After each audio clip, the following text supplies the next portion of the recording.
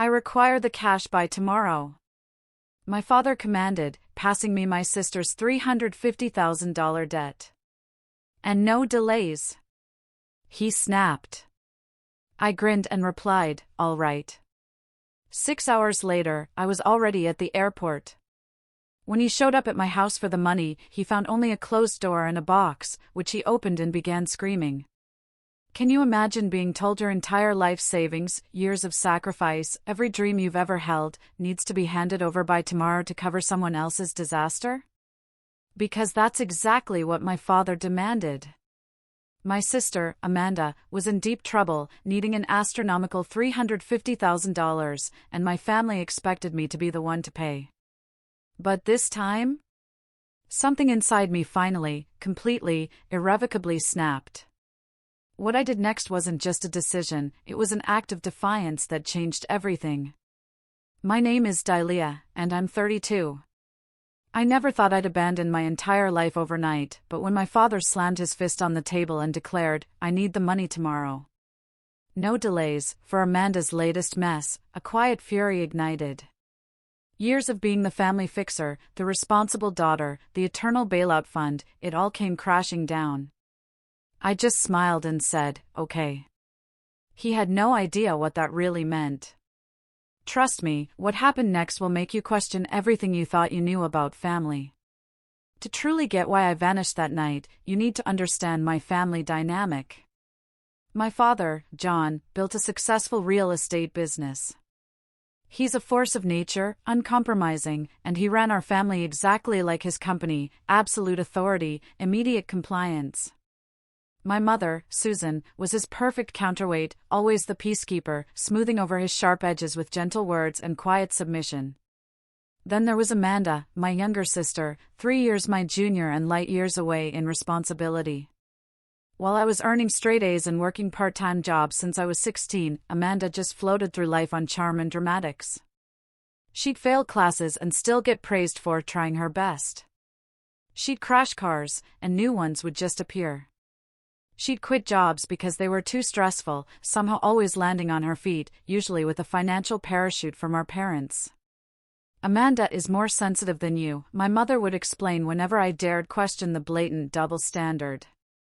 "You're the strong one, Dalia. You can handle things." And I did handle things. I handled working 30 hours a week while maintaining a 4.0 GPA.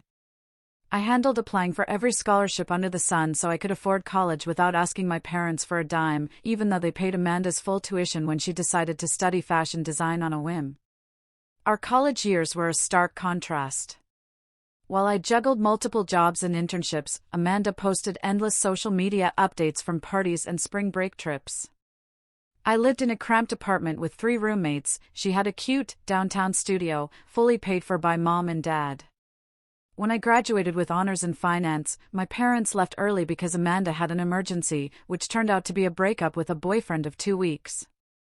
I meticulously built my career at an investment firm, starting as an analyst, working my way up to senior advisor through sheer grit and countless late nights. By 29, I'd saved enough for a down payment on a modest, but perfect, 2-bedroom home in a nice neighborhood. That house represented everything to me. Every extra shift, every vacation I never took, every dollar carefully saved instead of spent. My relationship with Amanda, predictably, just kept deteriorating. While I pursued financial independence, her lifestyle was constantly subsidized by our parents, and increasingly, by me. The first major bailout came 4 years ago when she decided to launch an online clothing boutique. She needed $15,000 for inventory but had maxed out her credit cards and been denied a small business loan. My father called me, not asking, but telling me to help your sister out. I transferred the money the next day, creating a payment plan. Amanda followed for exactly 2 months before the excuses started. The business folded within a year. The second incident, Amanda got involved with a wealthy man who, surprise, was married. A messy, public confrontation with his wife ensued, and Amanda was sued for property damage and emotional distress. Another $20,000 of my savings vanished to settle that case quickly and quietly. The third time, just 6 months ago, involved an extravagant apartment lease she couldn't afford after quitting her job at a fashion magazine because her boss was totally toxic. $35,000 covered her lease termination, outstanding rent, and moving expenses. After that third bailout, I had a serious conversation with my family. This is the last time, I told them firmly during a tense dinner at my parents' house. I love Amanda, but I cannot keep funding her mistakes. I have my own financial goals. My father, his tone sharp, asked, "And what could be more important than helping your sister?" I felt my hands tremble slightly under the table. "My future," I replied. My mother, ever the placater, jumped in. "Of course, you deserve your trip, sweetheart. Amanda promises this is the last time she'll need help, right, Amanda?" Amanda nodded tearfully, looking appropriately contrite. "I swear, Dee, I'm going to get my act together." New job interviews lined up already. I wanted to believe her. A part of me always wanted to believe in the family fantasy that we supported each other equally, that my sacrifices were appreciated, that things would eventually balance out. My life, honestly, had been going really well. A promotion to senior investment advisor was on the horizon. I'd been dating Michael, an architect with kind eyes and a calm presence, for almost a year. Most importantly, my travel fund was nearly complete. 5 years of careful saving for a dream I'd held since college, a year of exploring the world, experiencing different cultures, and finally, putting myself first. I had a detailed travel journal, mapping out my itinerary, researching local customs, learning basic phrases. Thailand would be my first stop, then Vietnam, Japan, making my way across Southeast Asia before heading to Europe. Every single detail was lovingly planned, my reward for years of responsibility and hard work. For once, everything seemed to be falling into place. I should have known it was too good to last. The call came at 11:30 on a Tuesday night. I was reviewing client portfolios when my phone lit up with my father's name. Dahlia. "Family meeting tomorrow morning, 8 a.m. sharp at the house," he barked without preamble. "Dad, I have client meetings all morning," I replied, already feeling that familiar tension creep into my shoulders. "Cancel them. This is family." 8 a.m. The call ended before I could respond. I texted Michael. "Family emergency, apparently. Meeting tomorrow morning." Already dreading it. His response came quickly, "Want me to come with you?" The offer warmed me, but I declined. Michael had met my family only twice, and both occasions had been uncomfortable. My father dismissed his architectural career as drawing pretty pictures of buildings, while my mother hovered anxiously. Amanda had flirted with him despite my obvious discomfort. I wasn't ready to subject him to a full family crisis. I arrived at my parents' house at 7:55 the next morning, steeling myself. The moment I stepped through the front door, the atmosphere hit me like a physical force. My mother paced, offering me tea I didn't want. My father sat rigidly in his leather armchair, face grim. Amanda was curled on the sofa, eyes red and swollen, letting out dramatic sobs. "What happened?" I asked, remaining standing, my bag still slung over my shoulder. "Your sister has gotten herself into a situation," my father began, his voice controlled but with an undercurrent of fury. "Tell her, Amanda." Amanda looked up at me, mascara smeared. "I made a mistake, Dee," she whispered, her voice breaking. "Just tell me what happened," I said, already feeling my bank account draining. The story emerged between her sobs and my father's impatient interruptions. Amanda had tried to launch another boutique, this time a physical store in an upscale shopping district. Denied conventional business loans because of her previous failures, she had turned to what she called private investors, but were clearly loan sharks charging exorbitant interest rates. $350,000, my father finally stated, looking directly at me. "That is what she owes, and they want it within 2 days." The amount hit me like a physical blow. $350,000? Are you serious? What could possibly cost that much? Retail space renovation, premium inventory, marketing campaign, Amanda muttered. The interest built up quickly when I missed the first payment. These are not people you want to owe money to, my father continued. They've made threats. Legal action at minimum, but they implied worse. I looked at my mother, who was now wringing her hands. Why not go to the police if they're threatening her? I asked. And have Amanda's reputation ruined? Have our family name dragged through the mud? My mother exclaimed. Your father has worked decades to build his standing in this community. Of course, the family reputation mattered more than actual safety, or heaven forbid, Amanda facing consequences. I'm trying to liquidate some assets, my father continued. But most of my capital is tied up in developments that can't be easily converted to cash, especially not in 48 hours. My mother added, we would never ask if there was any other way, sweetie. But they weren't asking. Not really.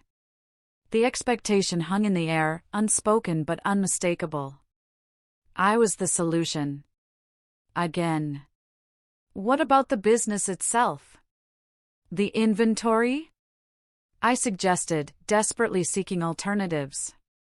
Worthless, my father dismissed with a wave. The lease is underwater, and the merchandise was mostly on consignment. So there's literally nothing to show for $350,000? I asked, incredulity creeping into my voice. Amanda started crying harder. I tried, Dee. I really thought it would work this time. I had clients interested, but then supply chain issues delayed everything and the contractors went over budget with the renovations. I tuned out her excuses, a familiar script I'd heard variations of for years. Meanwhile, my father's eyes never left me, calculating. My mother had moved to sit beside Amanda, rubbing her back. Dahlia, my father finally said, his voice taking on the tone he used to close business deals. You are in the best position to help. Your investment portfolio is substantial, and you have your travel fund. The casual mention of my travel fund sent a chill through me. I had never told him the specific purpose of my savings, only that I was saving for future plans. The fact that he knew exactly what it was for and still expected me to hand it over spoke volumes. My travel fund would cover maybe half of that amount, I said carefully. And it took me 5 years to save. You can travel later, my mother chimed in. Amanda needs help now. Family comes first. Family comes first. The familiar refrain that always seemed to apply only to me, never to how the family treated me in return. Why is it always my responsibility to clean up these messes? I asked, feeling a rare flare of rebellion rise within me. I've bailed Amanda out 3 times already. I have my own life, my own plans. Plans that can wait, my father said dismissively. This is an emergency, Dahlia. Amanda's safety could be at risk. I looked at my sister, who had managed to compose herself enough to check her phone between sobs. Did you even try to solve this yourself before coming to me?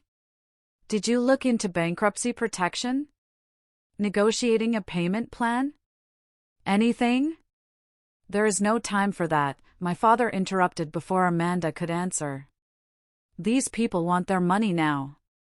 And that was when I knew, with absolute certainty, that nothing would ever change. This pattern would repeat endlessly. Amanda would create disasters, and I would be expected to sacrifice whatever was necessary to fix them. The realization settled over me like a heavy blanket, smothering, but also, oddly clarifying. Something fundamental shifted inside me in that moment, though I kept my expression neutral. I need time to think, I said, reaching for my bag. I can't just liquidate my entire investment portfolio instantly. You have until tomorrow morning, my father stated. Not a request. A command. As I turned to leave, Amanda finally looked up from her phone. I'm really sorry, Dee, she said, but her eyes held the same entitled expectation I'd seen countless times before. I nodded without replying and walked out, the weight of their expectations following me like a shadow. I didn't even make it home before my phone rang again. My father. No doubt, Dalia. I expect solutions, not evasion, he said immediately when I answered. I'm trying to figure out what's possible, I replied, parking in front of my house. $350,000 isn't pocket change, Dad. I can't just withdraw that on a whim.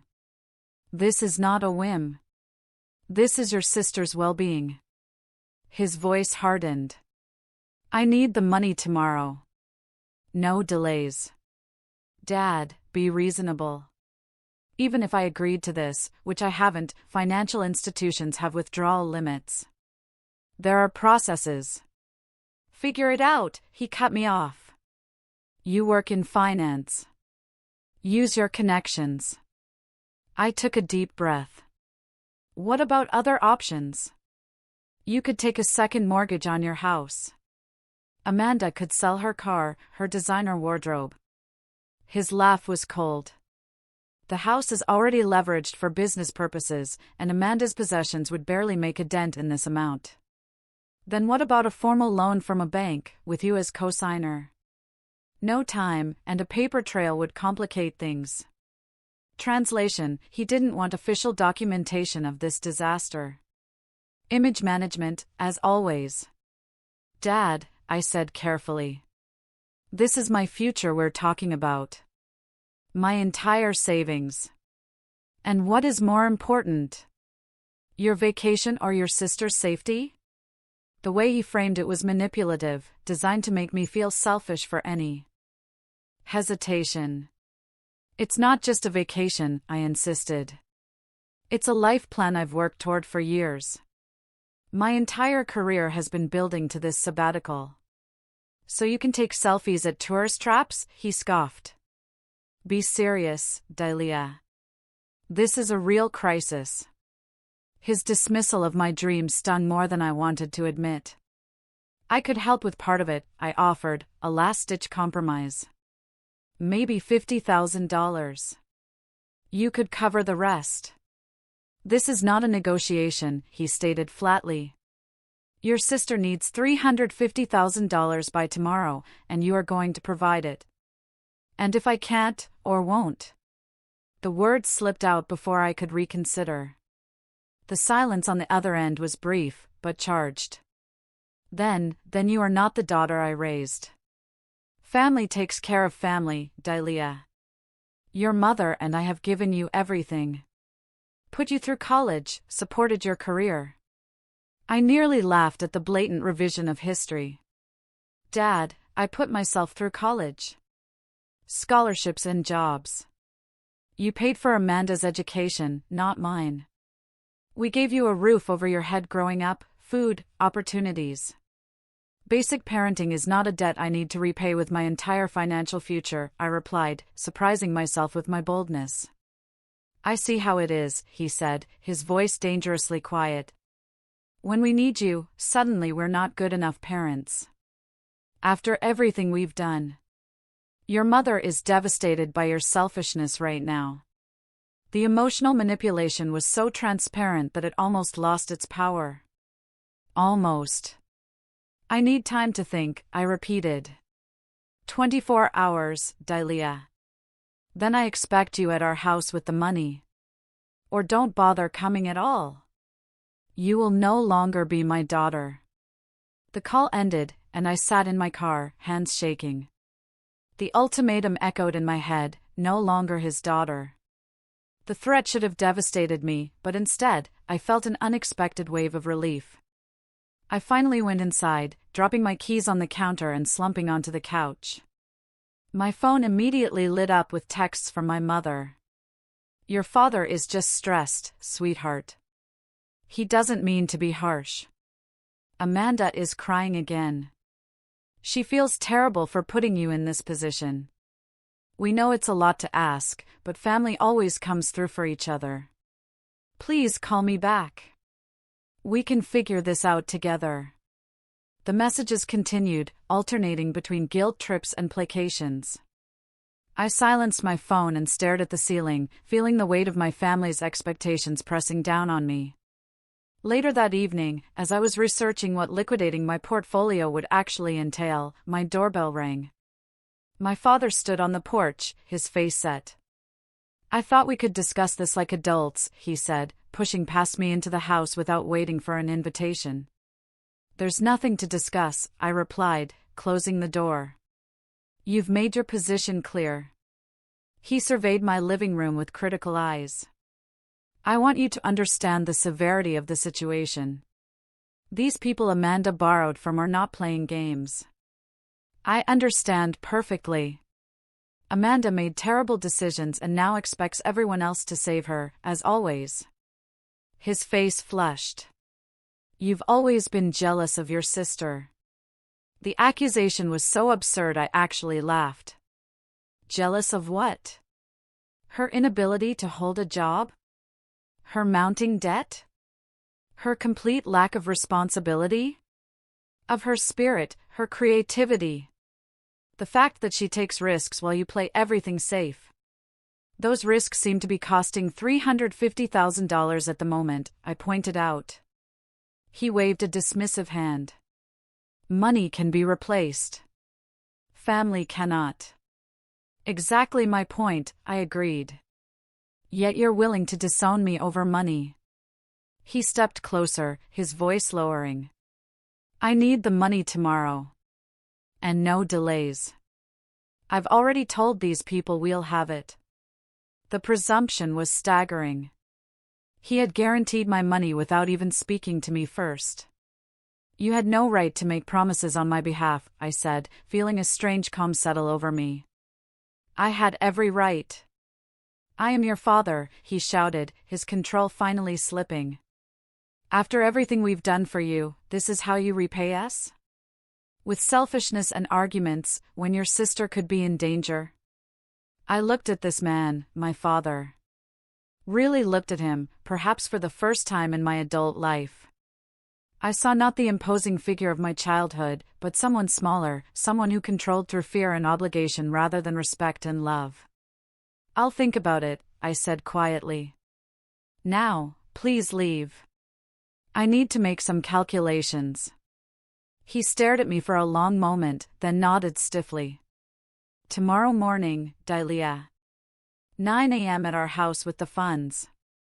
Or don't bother coming at all. After he left, I sat in silence for nearly an hour, thoughts racing.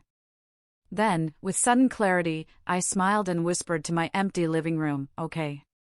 I didn't sleep that night. Not a single minute. Instead, I sat cross-legged on my bed with 5 years of travel journals spread around me, detailed itineraries, language notes, cultural research, budgets carefully calculated and recalculated. 5 years of dreams, meticulously documented. Tears fell occasionally as I flipped through the pages, but they weren't the desperate tears of someone trapped. They were mourning tears, acknowledging what was ending and what might be beginning. The wall opposite my bed featured a large world map with colorful pins marking my planned destinations: Thailand, Vietnam, Japan, Indonesia, continuing across continents. I had visualized this journey so many times, imagining myself growing, learning, discovering parts of myself that had never had space to emerge within the confines of my family's expectations. Around 3 o'clock in the morning, staring at that map, something crystallized within me. A realization so clear, it felt almost like a physical sensation. I didn't owe them my future anymore. The constant weight of being the responsible one, the reliable one, the fixer, had been so normalized, I had never fully questioned it. But now, faced with the demand to sacrifice everything I had worked for, the absurdity of the pattern became impossible to ignore. Amanda would never change as long as she was shielded from consequences. My parents would never see me as anything but a resource as long as I allowed it. This cycle would repeat forever unless someone broke it. That someone would have to be me. The plan formed with surprising speed and clarity. Not just an emotional reaction, but a strategic decision. I would not give them the money. I would not show up for the 9 a.m. ultimatum. I would not continue to participate in this dysfunction. I would disappear. Not forever, not burning every bridge, but long enough to establish boundaries that had never before existed in my family. I would take the journey I had planned, starting immediately, rather than waiting for the original departure date 3 months from now. A curious calm settled over me once the decision was made. I showered, made coffee, and began making lists with methodical precision: what to pack, what to store, bills to prepay, people to notify. At 7 a.m., I called Michael. His voice was groggy with sleep, but he quickened to alertness as I explained the situation. "Your father actually threatened to disown you if you don't give them the money?" he asked, disbelief evident. "Yes. And the strangest part is how little that threat hurts," I admitted. "It's like it finally gave me permission to choose myself for once." "What are you going to do?" I took a deep breath. "I'm going to take my trip. Starting today. I can't be here for their 9 a.m. deadline because I know they'll wear me down eventually. I need to be gone." There was a pause, and for a moment I worried he would try to talk me out of it, tell me I was overreacting. Instead, "Where are you going first?" "Thailand? Bangkok?" It was always going to be my first stop. "Do you want company?" he asked simply. The offer touched me deeply. "Not yet. I need to do this part alone, I think. To prove to myself that I can. But maybe you could meet me somewhere along the way once I've found my footing?" "Just tell me when and where," he promised. "I have vacation time saved up." "And Dalia, I'm proud of you. This is incredibly brave." His support brought fresh tears to my eyes. "Thank you. That means everything right now." After we hung up, I moved with renewed purpose. I called my boss, explained I needed emergency personal leave, and was relieved when she was understanding. I'd always been a valuable employee, never taking sick days, working holidays. She agreed to 3 months of unpaid leave with the possibility of extension. Next, I went to the bank and withdrew a significant portion of my savings, enough for extended travel, but purposefully not all of it. I wasn't burning every bridge, just creating necessary distance. I booked a one-way ticket to Bangkok, departing that evening. The travel agent found me a last-minute seat, and the confirmation email brought both terror and exhilaration. I paid 6 months of rent in advance on my house, arranged for a neighbor to collect mail, and packed only what would fit in a backpack and small suitcase: the essentials, the irreplaceables, photos, my journal, a few sentimental items. Everything else could be replaced or done without.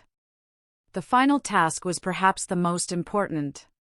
I found a decorative box I'd received as a gift years ago, lined it with tissue paper, and began filling it with documentation, a ledger of every loan I'd given Amanda over the years, totaling nearly $70,000. Copies of emails and texts promising repayment that never materialized. A collection of IOUs written in her handwriting that she likely didn't even remember signing. Then I wrote a letter. It took 3 attempts to get the tone right, not angry, but clear, not vindictive, but honest. I explained why I could not continue in the role assigned to me. I expressed love, despite the necessary separation.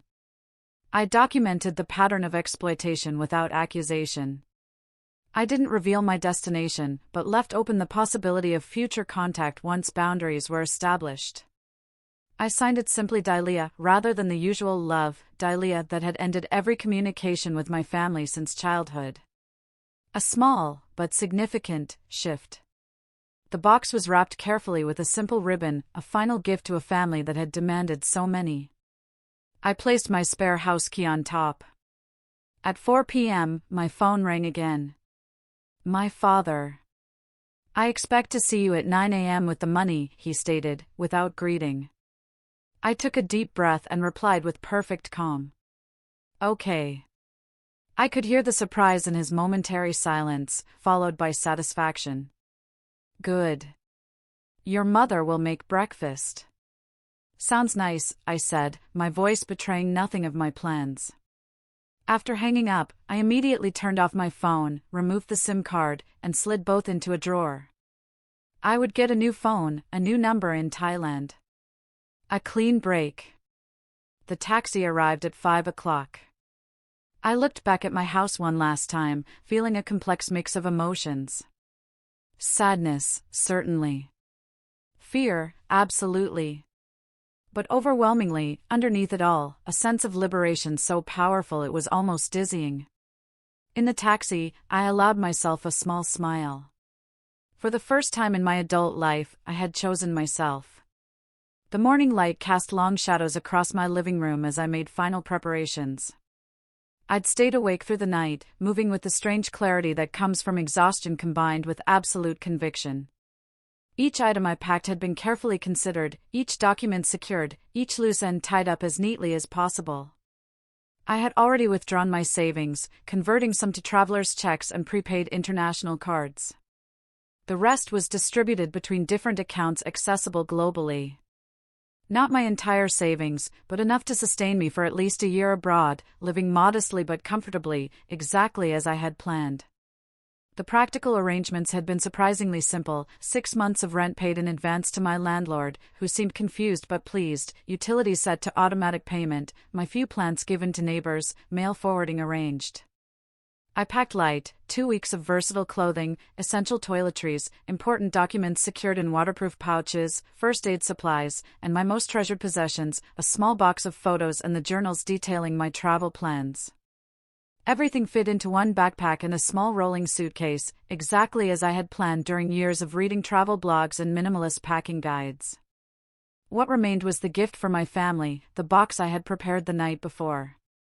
I placed it on the coffee table, centering it perfectly, the house key gleaming on top. Inside was the documentation of years of financial support given to Amanda, the broken promises of repayment, and my letter explaining my decision.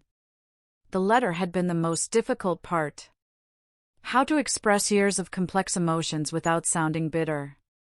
How to establish boundaries without severing ties completely.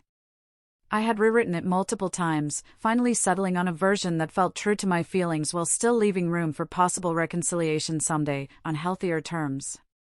The letter began with simple facts: I have given Amanda $73,426 over the past 5 years.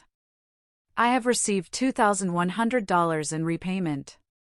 I have been told each time that it would be the last time my help would be needed. I cannot and will not provide $350,000 to cover this latest crisis. The middle sections detailed the pattern of family dynamics, my repeated attempts to establish boundaries, and the consistent dismissal of my own needs and goals. It concluded with my decision: I am taking the journey I have planned for 5 years. I need time away from this pattern that hurts all of us in different ways. Amanda needs to face consequences to grow. You need to recognize that protecting her from those consequences has only enabled destructive behavior. I need to discover who I am outside the role of family fixer. I love you, but I cannot continue like this. I will be in touch when I am ready. I didn't specify where I was going or for how long. That uncertainty was necessary protection against my father's controlling tendencies and my own potential weakness if faced with enough emotional manipulation. I walked through my home one final time, a space that represented so much hard work and independence. My first real achievement as an adult, purchased with my own money, decorated to my own taste. I ran my fingers along the bookshelves, straightened a photo frame, adjusted a throw pillow, small, meaningless gestures of farewell. At exactly 8:55 a.m., 5 minutes before I was expected at my parents' house with the money, my phone rang. My father, no doubt calling to make sure I was en route with the funds. I answered with steady composure. "Hello, Dad. Are you on your way?" No greeting, no pleasantries. "Everything is being taken care of," I replied, the careful phrasing technically true, while revealing nothing. "Good. Your mother is making those blueberry pancakes you like." The attempt at normalcy, at pretending this was just a regular family breakfast rather than financial extortion, almost made me laugh. "I'll handle everything, Dad," I said, the double meaning clear only to me. "See you soon." He hung up without waiting for my response.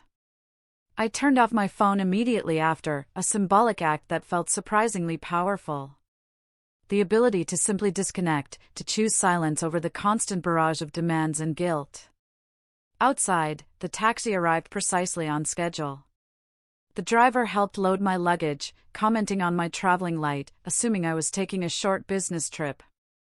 I smiled without correcting him and took one last look at my house before closing the door, testing that it was locked. I placed the box with the letter carefully on the welcome mat, positioned where it couldn't be missed. The ride to the airport passed in contemplative silence. The familiar streets of my neighborhood, then the highway, then the approach to departures. Signs for international flights, each mile increasing the distance between the old Dalia and whoever I might become. At the airport, I moved through check-in with mechanical efficiency. Yes, one-way ticket. No return flight yet. Passport, boarding pass, security screening, the practice choreography of modern travel carrying me forward. Sitting at the gate, I finally allowed myself to fully process what I was doing. Leaving behind my job temporarily, my home, my relationship paused, not ended, and my family, complicated. Was I overreacting? The doubt crept in as the boarding process began. $350,000 was an enormous sum, but was it worth this dramatic exit? Then I remembered my father's dismissive tone when discussing my dreams. The casual way he expected me to surrender 5 years of planning and saving. The complete absence of gratitude for past help. The threat of disowning me for having boundaries. The years of enabling Amanda's irresponsibility while demanding perfect responsibility from me. No. This was not an overreaction. This was long overdue self-preservation. My seat was by the window, offering a view of the fading American landscape as we took off. As the plane gained altitude, I imagined my father arriving at my house, expecting to find me with a check in hand, perhaps contrite for my earlier resistance, finding instead a locked door and a box of truths never before assembled so clearly. I could picture his face as he read the letter. The initial anger, the sputtering indignation, the disbelief that I had actually defied him, the slow realization that his control had limits. Somewhere over the Pacific, I sent a single text to Michael from the airplane Wi-Fi, using my tablet to avoid turning on my phone. I did it. I'm free. His response came minutes later, safe travels. The world is waiting for you. So am I, whenever you're ready. I leaned back against the headrest, closed my eyes, and for the first time in days, I slept peacefully. 9 a.m. arrived at my abandoned house with predictable results. My father, punctual to a fault, pulled into the driveway, expecting to find me waiting with the money, perhaps apologetic for my earlier reluctance. Instead, he found a locked door, my car conspicuously absent, and a box placed precisely in the center of the welcome mat. I learned the details of what happened next from Michael, who heard from a mutual friend who lived 2 houses down from me. According to this neighbor, my father knocked repeatedly, then tried calling my phone, growing visibly agitated when it went straight to voicemail. Eventually, he noticed the box with the key on top. He opened it there on the porch and began reading the contents. His face reportedly transformed from annoyance to disbelief to pure rage. He shouted my name loud enough to draw attention from people walking their dogs. He slammed his fist against my front door, causing the decorative wreath to fall to the ground. She cannot do this, he yelled to no one in particular. She cannot just leave. But I had done exactly that. I was already thousands of miles away, my plane crossing the international date line as he stood fuming on my porch. My father used the key to enter my house, presumably searching for clues to my whereabouts, or perhaps hoping to find me hiding inside. He emerged 20 minutes later, face flushed, clutching the box and my letter. The emergency family meeting that followed must have been chaotic. My mother called Michael in tears, asking if he knew where I was, if I had mentioned any crazy plans. He truthfully told her he knew I needed space and respected my decision, but offered no details about my location. She abandoned her family, my mother sobbed. How could she be so selfish when Amanda needs her? Michael, to his eternal credit, replied simply, maybe the question should be why Dalia felt she had no choice but to leave. Their reaction followed predictable patterns. My father raged, threatened to report me missing to the police, though as a 32-year-old adult who had left a clear explanation, there was nothing to report. My mother alternated between tears and increasingly desperate attempts to locate me. Amanda, according to Michael, seemed more confused than anything, genuinely baffled that I had refused to rescue her yet again.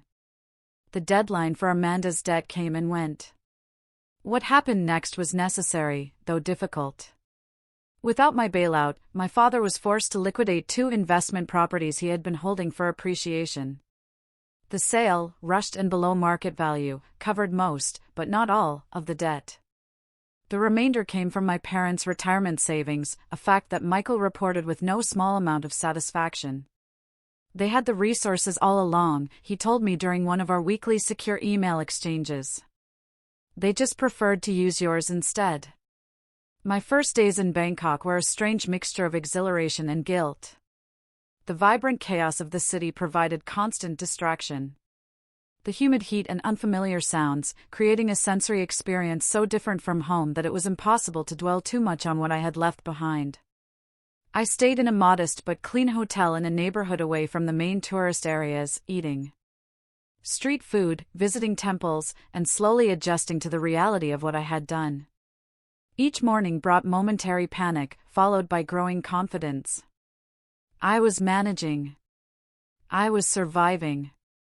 Eventually, I began to believe I might actually thrive. I established routines, morning tea at a local shop where the owner gradually began recognizing me and practicing his English, afternoons exploring different districts of the sprawling city, evenings writing in my journal, processing the complex emotions that surfaced in quiet moments. The guilt never disappeared entirely, but it evolved into something more nuanced than simple regret. I recognized it as the programmed response of someone trained since childhood to put others' needs first, to see personal boundaries as selfishness. With distance, I could begin to examine these patterns objectively. After 3 weeks, I sent my first email to Michael using a secure account created specifically for our communications. I shared practical details, my safe arrival, my accommodations, my initial impressions of Thailand. I asked about his life, his work, careful to avoid direct questions about my family that might put him in an awkward position. His response came within hours, warm and supportive, without pressure.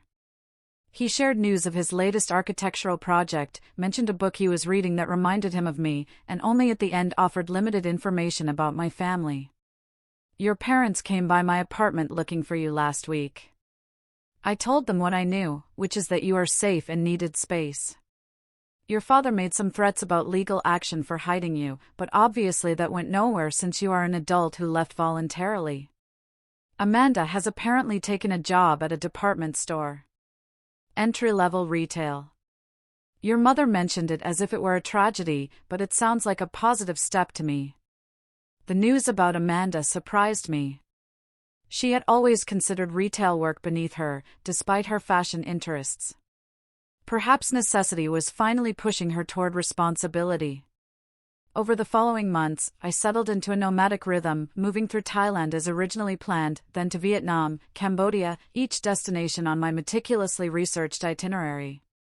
I found temporary work teaching English to supplement my savings, created a travel blog under a pseudonym that gradually gained a small following, and experienced the growth I had always hoped this journey would provide. Michael and I continued our correspondence, his updates about home carefully curated to provide information without pressure. Through him, I learned that my father had been forced to downsize his business operations, that my mother had taken a part-time job for the first time in decades to help with finances, and most surprisingly, that Amanda had kept her retail position, even receiving a small promotion to assistant manager.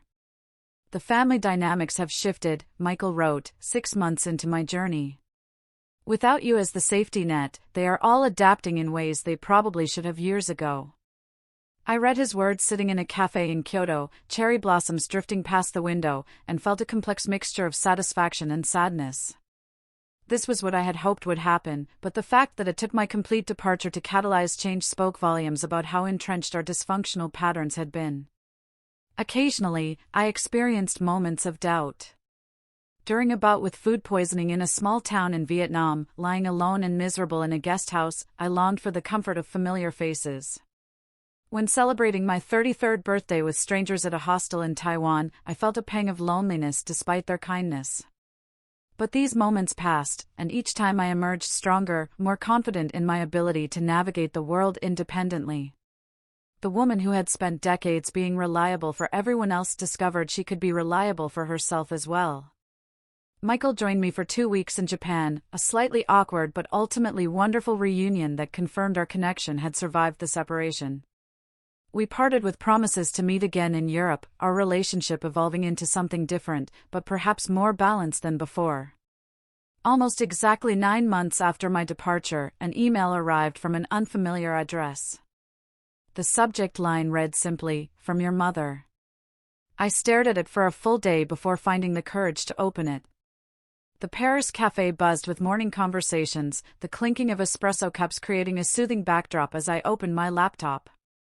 A year had passed since my abrupt departure, and spring in France was as beautiful as my travel journals had promised. I had arrived 3 days ago, my 10th country on this journey of self-discovery. I sipped my coffee and logged into my email, immediately noticing a new message from Michael. We had maintained our correspondence throughout my travels, and he was planning to join me in Italy the following month. His updates from home had become less focused on my family over time, a natural evolution as my new life took precedence over the past I had left behind. Today's message, however, was different.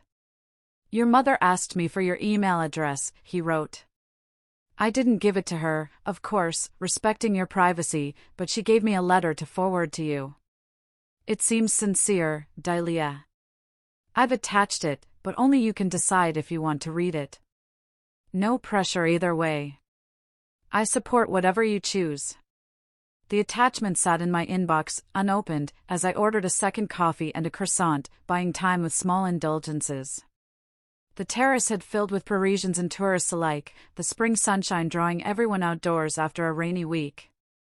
Finally, I clicked on the attachment, bracing myself for guilt trips or emotional manipulation. "Dear Dalia," it began simply. "I hope this message finds you well and safe, wherever you are. I have started this letter 100 times over the past year and discarded every attempt. What could I possibly say that would matter after everything that happened? But today I realized that perhaps the most important thing is simply to acknowledge the truth, even if it changes nothing between us." I paused, surprised by the tone. This didn't sound like the mother I knew, the peacekeeper who smoothed over difficult realities with platitudes and deflection. "You were right to leave," she continued. "I have had a year to reflect on the patterns in our family, and I am deeply sorry for my role in them. Your father and I put unfair pressure on you throughout your life. We expected you to fix problems you did not create while shielding Amanda from the consequences of her actions. We called it love, but it was not loving toward either of you. It damaged you both in different ways." My coffee grew cold as I read on, absorbing words I never expected to hear from my mother. "Our family has changed since you left. Not immediately, and not without pain. Your father was angry for months. Amanda was confused and hurt. I was simply lost. But gradually, necessity forced changes that should have happened years ago." She detailed these changes with surprising candor. My father had scaled back his business after selling properties to cover Amanda's debt. The reduced income forced my parents to adjust their lifestyles significantly. My mother had taken a part-time position at a local library, something she described as unexpectedly fulfilling. Most significantly, Amanda had maintained her retail job for almost a year now, recently being promoted to department manager. She had moved into a smaller apartment within her actual budget and was taking community college courses in business management. "She is learning to stand on her own feet," my mother wrote. "It has been difficult for her, but I see a strength emerging that was always there, just never required. Your absence forced us all to grow in ways we had avoided." The letter contained no demands for my return, no questions about my location, not even a request for a response. It ended simply, "I do not know if you will ever want to reconnect with us. I would not blame you if the answer is no." I just wanted you to know that your courage in leaving helped us all, though it took us too long to see it. Be well wherever you are. You are loved and missed, but more importantly, you are respected for making the choice that was right for you. I read the letter 3 times, tears blurring the screen on the final reading. Not tears of regret or homesickness, but of recognition. Something fundamental had shifted, not just in my life, but in my family's understanding. Later that afternoon, I composed a careful reply, brief but genuine, acknowledging receipt of her letter and expressing appreciation for her insights. I shared that I was safe and well, pursuing the journey I had planned for so long. I did not disclose my location or future plans, maintaining the boundaries that had become so important to my healing process, but I did leave open a small door to future communication. I am not ready to return, I wrote. But I am glad to hear everyone is finding their way forward. Perhaps someday we can build something new on healthier foundations. 3 days later, Michael arrived in Paris as planned, his familiar smile at the airport gate bringing a rush of joy. We spent the afternoon at a sidewalk cafe near Notre Dame, catching up on the months since we had last seen each other in person. Your mother showed me her letter before I forwarded it, he admitted over wine and cheese. Hope that was okay. I wanted to make sure it wouldn't hurt you. It was surprisingly healing, I replied. For the first time, she actually saw me, not as a resource or a solution, but as a person with my own needs and boundaries. People can change when they have to, Michael observed. Though it usually takes something dramatic to break established patterns. Like disappearing overnight, I said with a small smile. Exactly like that. We spent 2 weeks together in Paris, then traveled south to the French Riviera. Our relationship had evolved into something stronger during my time away, the foundation shifting from proximity and convenience to genuine choice and deliberate connection. As we watched the Mediterranean sunset one evening, Michael asked the question that had been hovering unspoken. Do you ever think about going back? Not to the old situation, but to see the changes for yourself? I considered carefully before answering. Sometimes. Not out of obligation anymore, but curiosity. To see these new versions of my family, to determine if the changes are genuine and sustainable. And if they are, then perhaps we could build new relationships, adult to adult, with respect and boundaries. But I'm not ready yet. You'll know when you are, he said simply, his hand finding mine on the weathered wood of the boardwalk railing. The journey I had planned for a year extended to 15 months as I continued exploring Europe, occasionally joined by Michael during his vacation time. My remote work teaching English online provided sufficient income to supplement my savings, and my travel blog had developed a modest following that occasionally led to free accommodations in exchange for reviews. Throughout this time, I maintained sparse but civil communication with my mother via email. Basic life updates, no deep emotional exchanges, but no hostility either. A tentative rebuilding of trust through consistent, respected boundaries. The lessons of my journey crystallized over time, becoming clearer with distance and perspective. First, that healthy boundaries are not selfish, but essential. The constant sacrifice of self for others creates not harmony, but dysfunction. True family support should be reciprocal and respectful, not one-sided extraction. Second, that sometimes love means walking away. My departure, though painful, ultimately catalyzed positive change for everyone involved.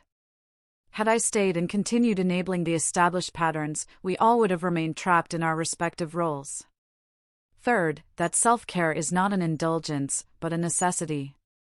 The years I spent putting myself last had not made me a better daughter or sister, but a depleted person, increasingly resentful of the very people I was trying to help. Fourth, that healing sometimes requires radical change. The journey I took physically mirrored the internal distance I needed to establish, creating space to rediscover myself outside the confines of family expectations. Finally, that forgiveness does not require forgetting. I could acknowledge the positive changes in my family without erasing the history that necessitated my departure. Reconciliation, if it happened, would be based on new foundations, not pretending the past had not occurred. 18 months after my abrupt departure, I received a wedding invitation via email. Amanda was getting married to a man she had met at her community college, described by my mother as stable, kind, and financially responsible, in what seemed a deliberate contrast to her previous relationships. The invitation represented a test of sorts. Could I return for a brief visit, maintaining my boundaries while acknowledging the growth that had occurred? Was I strong enough to engage with my family on new terms without slipping back into old patterns? I haven't yet decided if I will attend. The woman who fled in the night would have declined automatically, too afraid of being pulled back into the vortex of family obligation. But the woman I am becoming? She might be strong enough to visit briefly, to observe the changes firsthand, to participate without being consumed. Either decision will be made from a position of strength rather than fear, of choice rather than obligation. That freedom to choose based on my own needs is perhaps the most valuable gift I gave myself when I disappeared that night. So, I'm genuinely curious, what would you have done in my shoes? Would you attend Amanda's wedding as a first step toward rebuilding relationships on healthier terms, or would you maintain distance until more time has passed and new patterns are more firmly established? Let me know your thoughts in the comments below. I'd love to hear your perspective.